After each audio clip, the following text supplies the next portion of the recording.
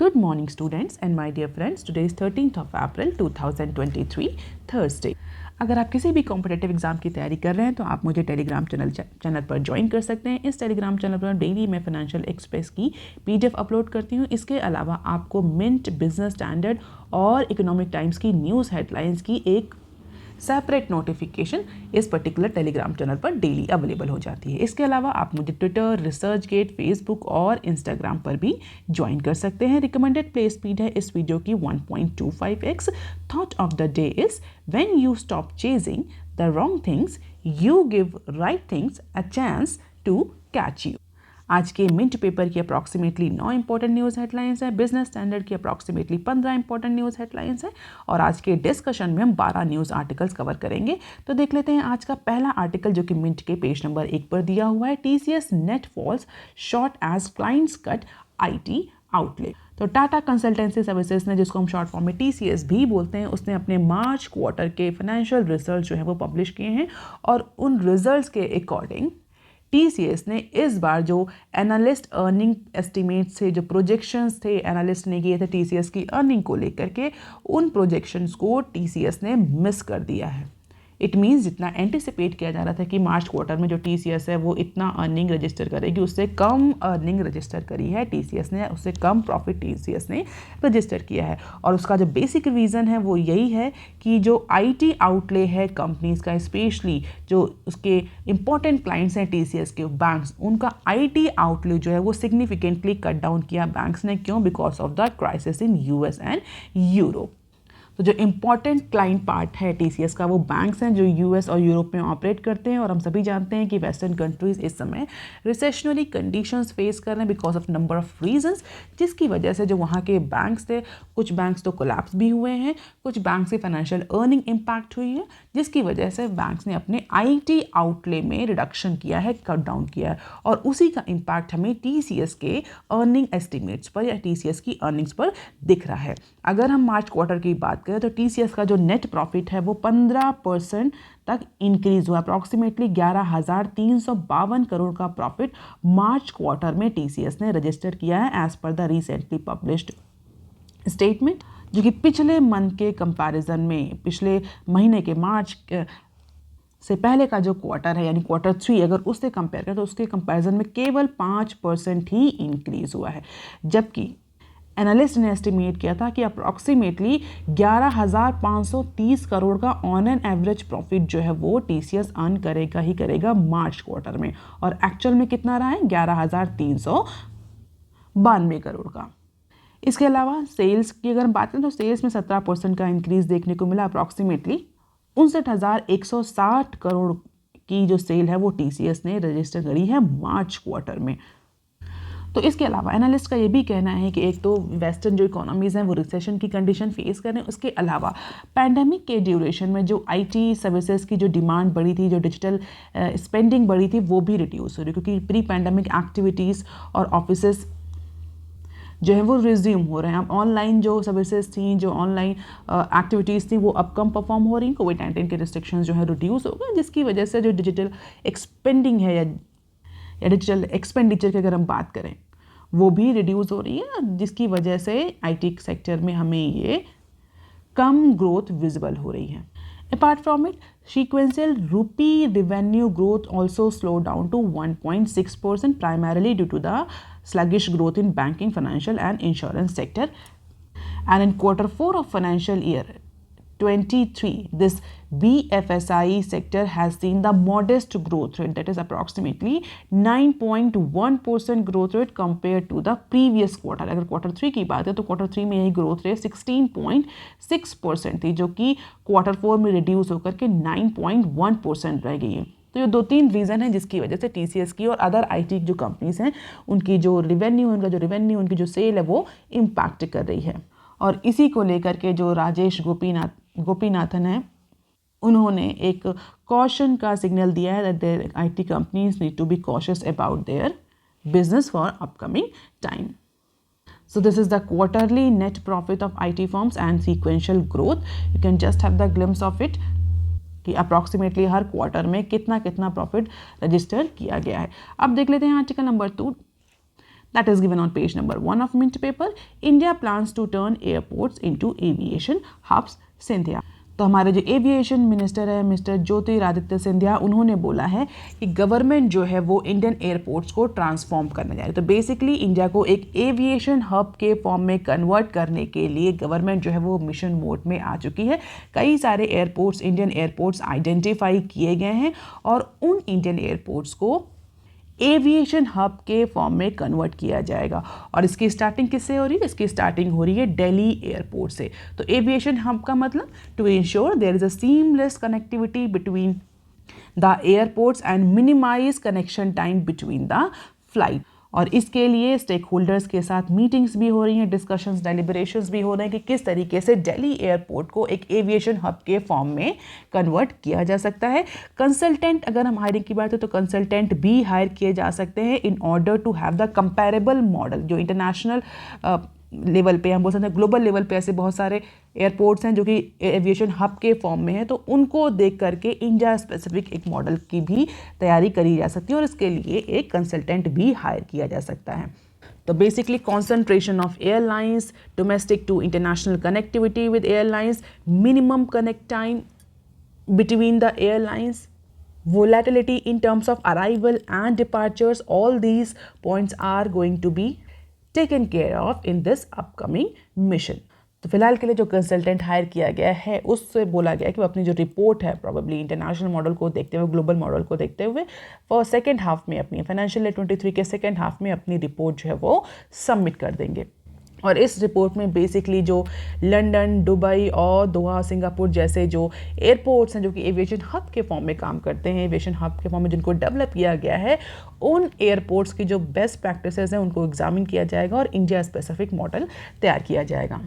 और इसके साथ definitely strong airlines with large fleet, इस पर्टिकुलर एस्पेक्ट पर भी फोकस किया जाएगा। अगर इंडिया में बात करें तो Indigo has recently privatise air India possess the largest fleet size। तो इंडिगो और एयर इंडिया जो कि भी रिसेंटली प्राइवेटाइज हुई है, उसके पास सबसे ज़्यादा फ्लीट साइज और एयरक्राफ्ट ऑर्डर्स हैं एज ऑफ नाउ। तो डेफिनेटली पार्टिसिपेशन भी इंक्रीज करना पड़ेगा, केवल 2 एयरलाइन से काम नहीं चलेगा, 2 एयरलाइन कंपनी से काम नहीं चलेगा।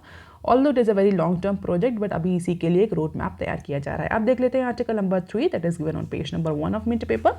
Government looks to resolve angel tax concerns. तो एक टॉप गवर्नमेंट ऑफिशियल्स के according department for promotion of industry and internal trade, जिसको हम शॉर्ट फॉर्म में DPIIT भी बोलते हैं, DPIIT फाइनेंस मिनिस्ट्री और अदर स्टेक होल्डर्स के साथ डेलिब्रेशंस कर रहे हैं, मीटिंग कर रहे हैं। किस इशू पर? स्टार्टअप्स का कुछ कंसर्न है एंजल टैक्स को लेकर के। हालांकि ये एंजल टैक्स जो है ये हमेशा से कंटेंशियस रहा है, इसको लेकर के स्टार्टअप्स के अपने कुछ कंसर्न हैं। उन्हीं कंसर्न को रिजॉल्व करने के लिए DPIIT और फाइनेंस मिनिस्ट्री स्टार्टअप्स के साथ नेगोशिएशन, डेलिब्रेशन कर रहे हैं। तो बेसिकली 2 इशू हैं, एंजल टैक्स और फेयर मार्केट वैल्यूएशन। वैल्यूएशन को लेकर के भी एक बहुत ज़्यादा डिस्कशन रहता है, जनरली स्टार्टअप्स के वैल्यूएशन को लेकर के। तो इन 2 इश्यूज़ पर डिपार्टमेंट और फाइनेंस मिनिस्ट्री जो है वो स्टेक होल्डर से डिस्कशन कर रही है following the union budget proposal to subject foreign investors to angel tax. तो इस पर्टिकुलर फाइनेंशियल ईयर के यूनियन बजट में गवर्नमेंट ने प्रपोज किया था कि जो ऐसे फॉरेन इन्वेस्टर्स हैं, चाहे वो वेंचर कैपिटल हो, प्राइवेट इक्विटी हो, जो इंडिया के स्टार्टअप्स में इन्वेस्ट कर रहे हैं, they have to pay certain types of tax and that is called as angel tax. और इसी एंजल टैक्स को लेकर के जो स्टार्टअप्स हैं, इसी पर्टिकुलर प्रपोजल को लेकर के जो स्टार्टअप्स हैं, उन्होंने अपना एप्रीहेंशन एक्सप्रेस किया है। उन्होंने कहा अगर आप इस तरीके के टैक्स लगाएंगे तो डेफिनेटली इंडिया में जो फंडिंग आ रही है फॉरेन इन्वेस्टर्स से, जो फॉरेन टेरिटरी से इंडिया में फंडिंग आ रही है स्पेशली स्टार्टअप्स के लिए, वो फंडिंग रिड्यूस हो जाएगी डेफिनेटली अगर आप नया टैक्स इंट्रोड्यूस करेंगे। अगर हम इंडिया में स्टार्टअप इकोसिस्टम की बात करें तो रिसेंटली इंडिया में जो स्टार्टअप इकोसिस्टम है बहुत ज़्यादा प्रेसिपिटेट हुआ है। हमने कई सारे यूनिकॉर्न्स भी देखे हैं, रिसेंटली इंडिया ने कई सारे यूनिकॉर्न्स जो है वो डेवलप किए हैं और उसका बहुत इंपॉर्टेंट रीज़न है फॉरेन इन्वेस्टर। रिसेंटली इंडिया में जो फॉरेन इन्वेस्टर्स हैं, they are investing more into these startups because of the high growth potential. तो ये जो एंजल टैक्स गवर्नमेंट ने प्रपोज किया है इस फाइनेंशियल ईयर के बजट में, that is levied on the capital raised by unlisted companies by selling the shares to investors above the fair market price. तो बेसिकली अगर हम एंजल टैक्स की बात करें तो ये एक ऐसा टैक्स होता है जो कैपिटल पर लगाया जाता है। किस कैपिटल पर? जो अनलिस्टेड कंपनीज रेज करती हैं। कैसे रेज करती हैं? By selling their shares to investors above the fair market price, specially ऐसे इन्वेस्टर्स को जो कि फॉरेन टेरिटरी में रजिस्टर्ड हैं, फॉरेन इन्वेस्टर्स हैं। और स्टार्टअप्स का ये कहना है, जो अनलिस्टेड कंपनीज है, बेसिकली जो नए स्टार्टअप्स होते हैं वही अनलिस्टेड होते हैं, तो उनका ये कहना है कि अगर आप इस तरह के एंजल टैक्स या और अदर टैक्स लगाएंगे फॉरेन कंपनीज पर या फॉरेन इन्वेस्टर्स पर, तो हमारे पास ऑलरेडी फंड फ्रीजिंग की वजह से कम फंड आ रहे हैं, और अगर इस तरह के टैक्स लगाए जाएंगे तो definitely this may further deter the foreign investors to invest in Indian startup. और अगर फेयर मार्केट वैल्यू की बात करें तो स्टार्टअप्स का ये कहना है कि वो जो शेयर सेल करते हैं हायर या प्रीमियम प्राइस पर, वो इस प्रोजेक्शन पर बेस होता है कि उनके जो फ्यूचर ग्रोथ प्रॉस्पेक्ट्स हैं वो बहुत ज़्यादा हाई हैं। तो जो फॉरेन इन्वेस्टर्स हाई या फेयर मार्केट वैल्यू पर या उससे ऊपर अगर शेयर खरीद रहे हैं तो डेफिनेटली वो इस बात को अज्यूम कर रहे हैं, इस बात पे बिलीव कर रहे हैं कि प्रोबेबली इस पर्टिकुलर स्टार्टअप का जो फ्यूचर ग्रोथ प्रॉस्पेक्ट है वो हाई है। तो इसी तरह के कई सारे कंसर्न हैं स्टार्टअप्स के। फिलहाल के लिए जो एंजल टैक्स था, जो ये प्रोविज़न था जो गवर्नमेंट ने इस बार फाइनेंशियल ईयर में प्रपोज किया है, ये 1 अप्रैल 2024 से इसको इम्प्लीमेंटेशन या इफेक्ट में आना था। और हमने रिसेंटली एक न्यूज़ भी कवर करी थी कि इंडिया में जो वेंचर कैपिटल है, जो प्राइवेट इक्विटी इन्वेस्टमेंट है, वो रिड्यूस हुआ है in comparison to the previous year. अगर आप रेगुलरली फॉलो कर रहे हैं तो हमने ये न्यूज़ कवर करी थी कि फाइनेंशियल ईयर 22 में जो प्राइवेट इन्वेस्टमेंट है या बोलते हैं वेंचर कैपिटल इन्वेस्टमेंट रहा इंडिया में अप्रॉक्सीमेटली $54 बिलियन का रहा, जो कि 77 बिलियन था 21 में। इसके अलावा स्टार्टअप्स का ये भी कहना है कि उनकी डील्स जो हैं, उनका जो बिजनेस है, जो उनके ऑर्डर्स हैं, वो भी रिड्यूस कर रहे हैं because of the weak sentiment within the ecosystem. तो कई सारे रीजंस हैं, उन रीजंस को बेसिकली स्टार्टअप्स जो हैं वो DPIIT से डिस्कस कर रहे हैं, और हो सकता है आगे आने वाले टाइम में अगर गवर्नमेंट और फाइनेंस मिनिस्ट्री इन सारे इशूज़ को लेकर के कन्विंस हो जाती है तो हो सकता है एंजल टैक्स या इस तरह के किसी भी टैक्स में हमें कुछ चेंजेस देखने को मिले। Definitely we will also cover that news. अब देख लेते हैं बिजनेस स्टैंडर्ड के आर्टिकल। बिजनेस स्टैंडर्ड का पहला आर्टिकल जो कि बिजनेस स्टैंडर्ड के पेज नंबर 4 पर दिया हुआ है, India's debt to GDP ratio may rise from financial year 24 IMF। तो वेडनेसडे को इंटरनेशनल मॉनेटरी फंड IMF ने इंडिया की इकोनॉमी के बारे में कुछ प्रोजेक्शन किए हैं, उसको लेकर के ये न्यूज़ है। Basically debt to GDP ratio की बात करी। IMF ने बोला है कि फाइनेंशियल ईयर 23 के बाद यानी फाइनेंशियल ईयर 24 से इंडिया का जो डेट टू GDP रेशियो है वो इंक्रीज़ हो जाएगा।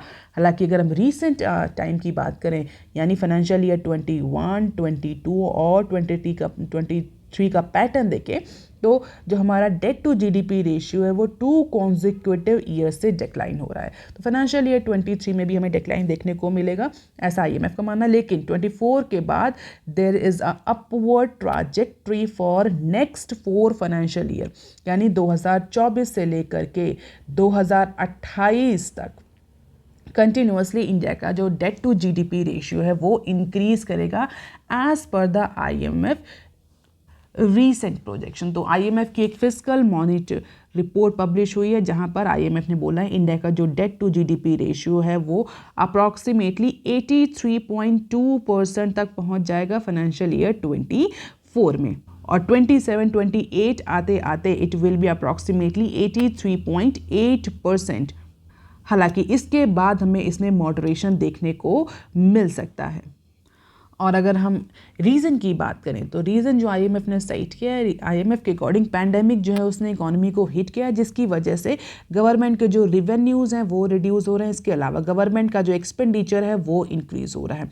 और अगर हम फाइनेंशियल ईयर 20 से लेकर फाइनेंशियल ईयर 21 जिसको हम कोविड पीरियड भी कह सकते हैं, अगर इस ड्यूरेशन में हम public debt to GDP ratio को देखें तो इंडिया का डेट टू GDP रेशियो 75 से इंक्रीज होकर के 88.5 हुआ था केवल इस पर्टिकुलर ड्यूरेशन में। हालांकि लास्ट 2 ईयर से इसमें हमें थोड़ा डिक्लाइन देखने को मिल रहा है। अभी फाइनेंशियल ईयर 23 तक ये 2 साल कुछ डिक्लाइन हुआ है, लेकिन 24 से फिर से इंक्रीज होना शुरू हो सकता है।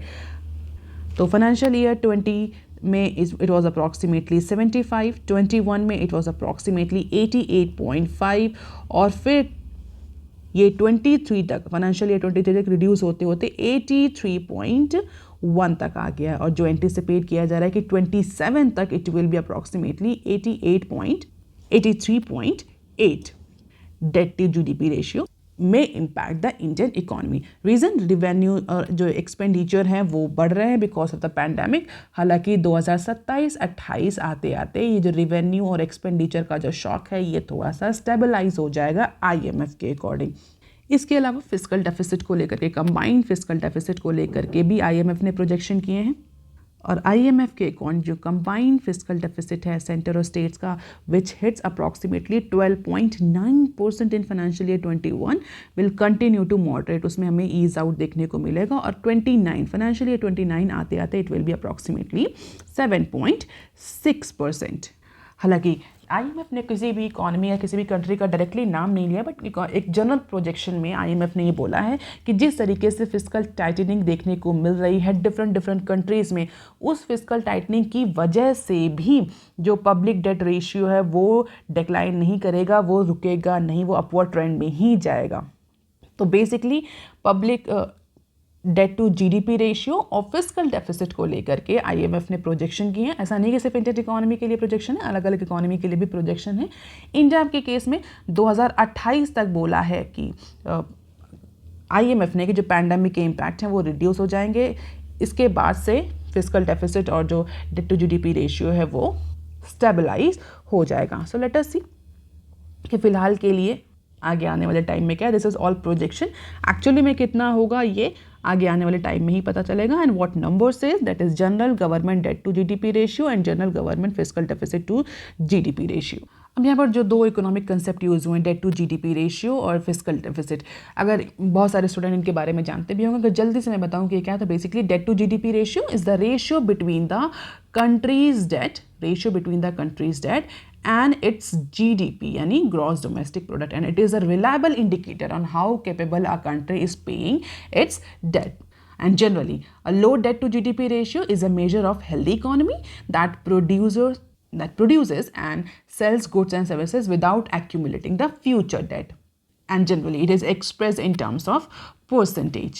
और अगर बात करें फिस्कल डेफिसिट की, तो fiscal deficit is the difference between the governments total expenditure and government's total revenue excluding the borrowing. It is also an important indicator of any economic health, any economy's health, and it indicates the extent to which the government must borrow in order to finance its operation, and is expressed in terms of percentage of country's GDP. So basically difference between expenditure and revenue is called as fiscal deficit, और ये indicate करता है government को अपने expenditure को meet out करने के लिए कितनी बोरोइंग करनी है। तो दो बेसिक कंसेप्ट हैं इकोनॉमिक के जो बहुत ही सिंपल है, और प्रोबेबली बहुत सारे स्टूडेंट इसको जानते भी होंगे।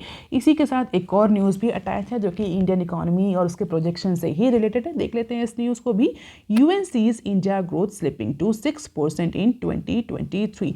तो इकोनॉमिक ग्रोथ जो इंडिया की आएगी फाइनेंशियल ईयर 23 में, जो कि अभी फाइनेंशियल ईयर एंड हुआ है, उसमें 6% रहेगी, ऐसा मानना है यूनाइटेड नेशंस का, जो कि फाइनेंशियल ईयर 22 में अप्रॉक्सीमेटली 6.6% रहेगी। तो UN trade and development conference UNCTAD ने अपनी latest trade and development report में अपडेट्स किए हैं और उसको रिलीज़ किया है वेडनेसडे को, और जहाँ पर ग्लोबल ग्रोथ जो है वो 2.1% एंटिसिपेट करी गई है, यानी जो वर्ल्ड जीडीपी ग्रोथ है वो 2.1% रहेगी। हालांकि जो पहले के प्रोजेक्शन से उसमें 2.2% की ग्रोथ रेट प्रोजेक्ट करी गई थी, लेकिन अब जो UN है उसका ये कहना है कि because of the financial fall out into many countries, higher interest rate into different economies, because of the fiscal tightening by their central banks, it will all impact the global growth in negative manner, जिसकी वजह से 2.2% से reduce करके 2.1% का GDP projection कर दिया world GDP का।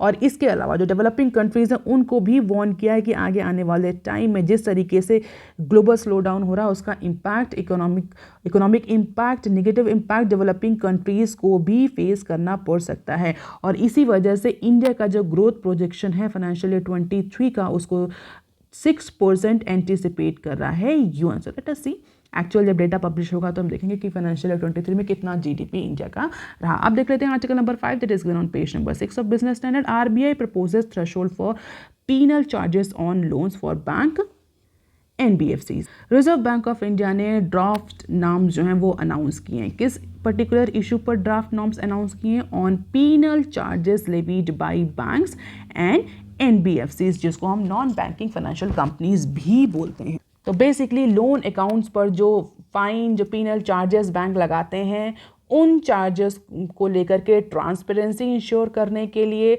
जो चार्ज लगाए जाते हैं वो रीजनेबल हो, इस पर्टिकुलर एस्पेक्ट को इंश्योर करने के लिए रिजर्व बैंक ऑफ इंडिया ने ड्राफ्ट गाइडलाइंस जो हैं वो पब्लिश करी हैं, अनाउंस करी हैं।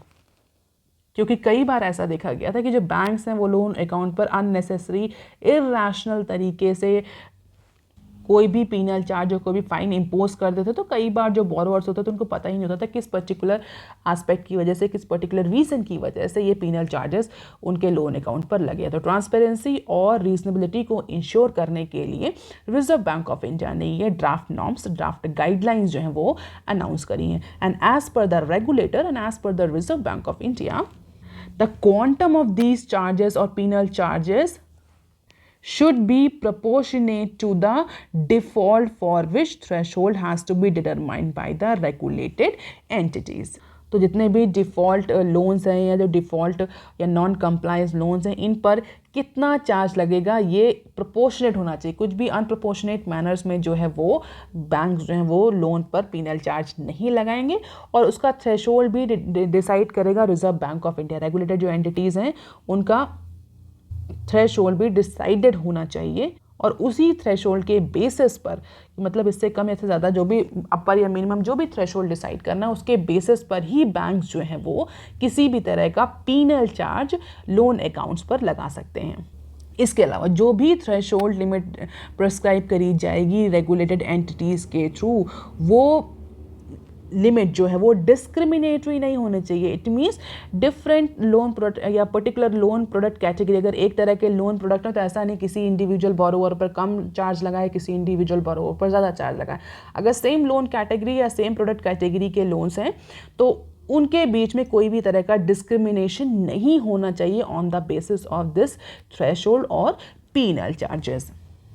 जैसे कि अगर हम बात करें किसी इंडिविजुअल बोरोवर ने लोन लिया है, ये बिजनेस लोन नहीं है, किसी इंडिविजुअल बोरोवर ने लोन लिया है और उस पर किसी तरह का पीनल चार्ज जो है वो बैंक्स लगा रहे हैं, तो वो जो पीनल चार्ज है वो किसी भी नॉन इंडिविजुअल बोरोवर्स के पीनल चार्ज या उस कैटेगरी के पीनल चार्ज से ज़्यादा नहीं होना चाहिए।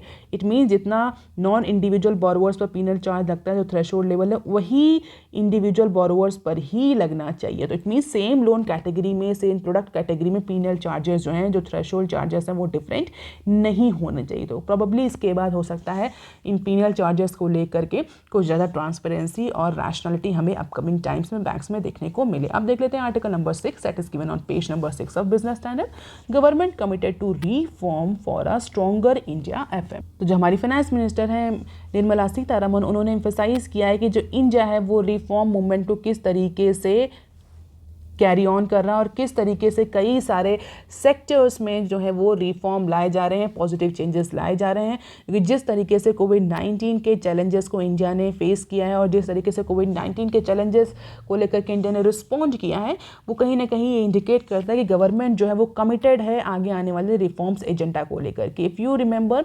कोविड-19 के ड्यूरेशन में जब बहुत सारी इकोनॉमीज जो थी वो उसको एज अ थ्रेट ले रही, इंडिया ने उसको एज एन अपॉर्चुनिटी लिया था। बहुत बड़ा इकोनॉमिक रिलीफ पैकेज अनाउंस किया गया था, आत्मनिर्भर भारत मिशन भी उसी ड्यूरेशन में आया था।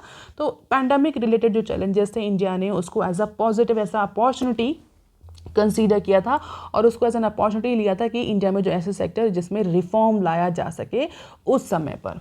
और इसी को लेकर के जो हमारी फाइनेंस मिनिस्टर है उन्होंने रीइटरेट किया है इकोनॉमी की या गवर्नमेंट की इस स्टैंड को। तो बेसिकली इंडिया को डिफरेंट कोलैबोरेशन और इन्वेस्टमेंट डेस्टिनेशन के फॉर्म में इंडिया को प्रोजेक्ट किया जा रहा है। तो बेसिकली इंडिया में किस तरीके से रिफॉर्म आएंगे, आगे आने वाले टाइम में इंडिया किस तरीके से एक इन्वेस्टमेंट हब के फॉर्म में इमर्ज करेगा, जैसे कि आज के एनालिसिस में मैंने डिस्कस भी किया था कि जो एयरपोर्ट्स हैं उनको एविएशन हब के फॉर्म में कन्वर्ट किया जा रहा है।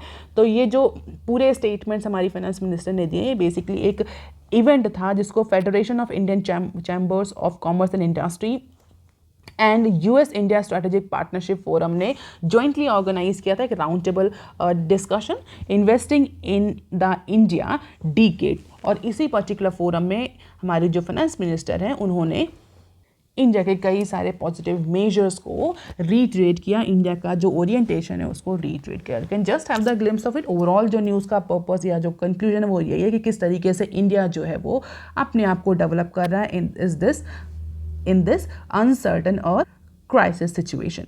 अब देख लेते हैं some short news articles from Business Standard. Nifty criteria may be tweaked before RIL ARM demerger. So ahead of the proposed demerger of Reliance Industries financial arm, तो एक फाइनेंशियल आर्म जो है फाइनेंशियल सर्विसेज की जो arm है रिलायंस की वो Reliance industry से डीमर्ज हो रही है और उसको डीमर्ज होने के लिए कई सारे अप्रूवल की ज़रूरत होती है। तो ऐसा कहा जा रहा है कि इस डीमर्जर या स्पिनिंग ऑफ से पहले जो नेशनल स्टॉक एक्सचेंज है NSE है वो कुछ डीमर्जर के फ्रेमवर्क में कुछ चेंज ला सकता है या कुछ उसमें रिलैक्सेशन प्रोवाइड कर सकता है।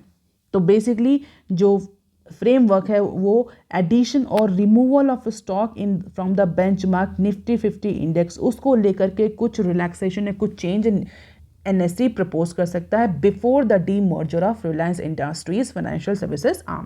तो as of now current situation क्या है? करंट सिचुएशन ये है कि अगर कोई भी डीमर्जर हो रहा है तो stock is required to be removed from the Nifty at the time of demerger.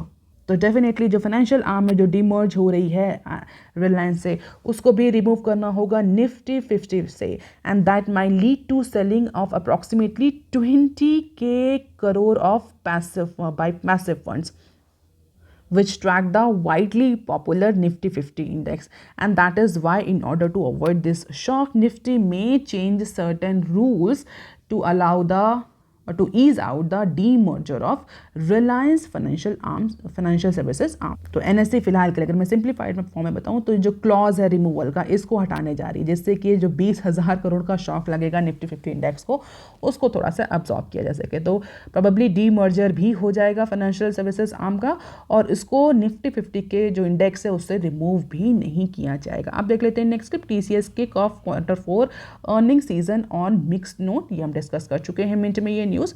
अब देख लेते हैं next clip. CPI inflation eases to 15 months low in March. तो मार्च में जो CPI इन्फ्लेशन है that is consumer price index based inflation जो है उसमें थोड़ा सा ईज आउट देखने को मिला। ऐसा कहा जा रहा है कि 15 महीनों के अपने लोएस्ट पॉइंट पे CPI पहुंच गई है और इसके दो इंपॉर्टेंट रीजन है because of the high base and easing price pressure across the categories. तो डिफरेंट कैटेगरीज या बास्केट में हमें कुछ प्राइस रिडक्शन देखने को मिला है जिसकी वजह से जो CPI है उसमें हमें फॉल आउट देखने को मिल रहा है। Meanwhile factory output rose to a 3 months high in the month of February।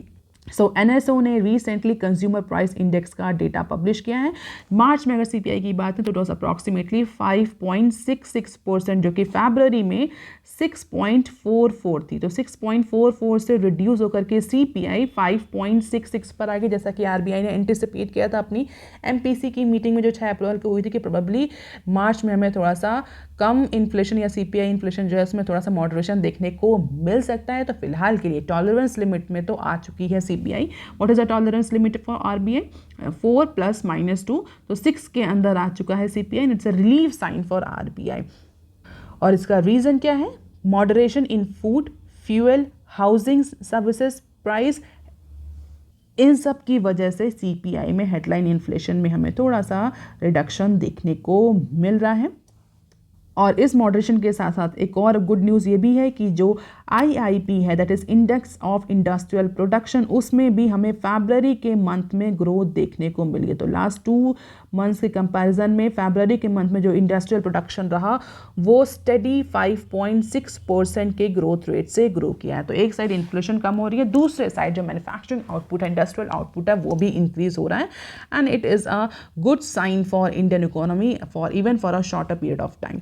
अब देख लेते हैं next clip, serum restart making Covishield after over a year. तो जिस तरीके से कोविड-19 के केसेस इंडिया में बढ़ रहे हैं उसके बाद से वैक्सीनेशन की फिर से ज़रूरत आ सकती है और इसीलिए सीरम इंस्टीट्यूट ऑफ इंडिया, जिसको हम SII के नाम से भी जानते हैं, उसने फिर से कोविशील्ड की मैन्युफैक्चरिंग शुरू कर दी थी लास्ट ईयर, क्योंकि कोविड-19 वैक्सीन की डिमांड कम हो चुकी थी, बूस्टर के बाद भी डिमांड नहीं थी मार्केट में, जिसकी वजह से इस पर्टिकुलर वैक्सीन का प्रोडक्शन बंद कर दिया गया था। बट फाइनली जिस तरीके से केसेस बढ़ रहे हैं इंडिया में, तो ऐसा एंटिसिपेट कर रही कि कंपनी हो सकता है इन डोजेस की फिर से ज़रूरत पड़े, तो इनका प्रोडक्शन फिर से स्टार्ट कर दिया गया है। अब देख लेते हैं नेक्स्ट इन्फोग्राफिक। ये इन्फोग्राफिक दिया हुआ है जहाँ पर बिजनेस स्टैंडर्ड ने मानसून को इन्फ्लेशन का एक इम्पॉर्टेंट रीज़न बताया है, लेकिन ये भी साथ में कहा कि केवल मानसून ही एक फैक्टर नहीं है, other factor also played important role इन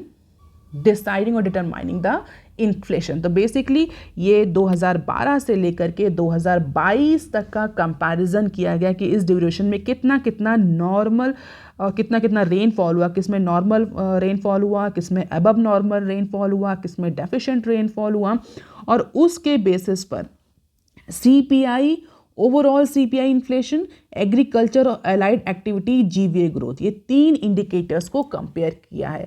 तो जून से लेकर के सितंबर ड्यूरेशन का जो रेनफॉल होता है उसको कंसीडर करते हुए CPI कितना रहा, CPI फूड कितना रहा, ओवरऑल CPI कितना रहा और एग्रीकल्चर GVA ग्रोथ कितनी रही।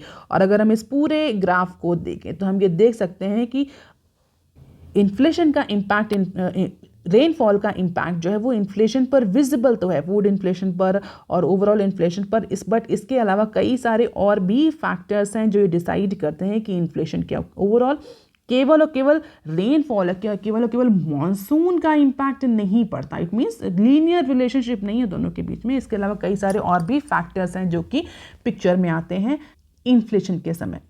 और लास्ट 2 न्यूज़ एनालिसिस में हमने डिस्कस भी किया था कि जिस तरीके से स्काईमेट और IMD ने प्रोजेक्शन किए हैं इंडिया में मॉनसून को लेकर के, उसके बाद से जो RBI है, गवर्नमेंट है, वो कॉशियस होगी कि आगे आने वाले फाइनेंशियल ईयर में, कैलेंडर ईयर में किस तरीके से रेनफॉल रहेगी, क्योंकि उसका बहुत ज़्यादा इम्पैक्ट हमारी इन्फ्लेशन पर देखने को मिलेगा। इन्फ्लेशन पर इम्पैक्ट मीन्स हमारी जो मॉनेटरी पॉलिसी है, फिस्कल पॉलिसी है, उन पर इम्पैक्ट पड़ेगा। इसका सीधा मतलब जो है डिमांड, कंजप्शन, इन्वेस्टमेंट, वो इम्पैक्ट करेगा। डिमांड, कंजप्शन, इन्वेस्टमेंट इम्पैक्ट करेगा तो इकोनॉमिक ग्रोथ जो है वो इम्पैक्ट करेगी। तो इसीलिए ये एक इन्फोग्राफिक पब्लिश किया है बिजनेस स्टैंडर्ड ने, can just have the glimpse of it कि 2012 से लेकर 2022 तक कितनी रेनफॉल हुआ और उस रेनफॉल की वजह से उस ड्यूरेशन में CPI फूड और ओवरऑल CPI और GVA ग्रोथ कितना रहा। So that is all for today students. If you want lecture PDF, you can join me on Telegram channel. You can also follow me on other social media platforms. If you have any query and suggestion, you can write on comment section below. Please like, share and subscribe. Thank you. Have a nice day.